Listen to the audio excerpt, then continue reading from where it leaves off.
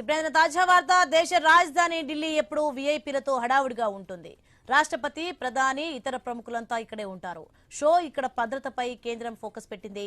VIP 89 జోన్లో గగనతల భద్రత కోసం కేంద్రం కీలక నిర్ణయం తీసుకుంది. దేశీయ సమీకృత ఎయిర్ డిఫెన్స్ వెపన్ సిస్టమ్స్ ను కొనుగోలుకు గ్రీన్ సిగ్నల్ ఇచ్చింది. దీనిని డిఆర్డీఓ అభివృద్ధి చేసింది. ఇది ఢిల్లీ పరిధిలోని 30 కిలోమీటర్ల వరకు ఎలాంటి ముప్పులనైనా అడ్డుకోగలదు.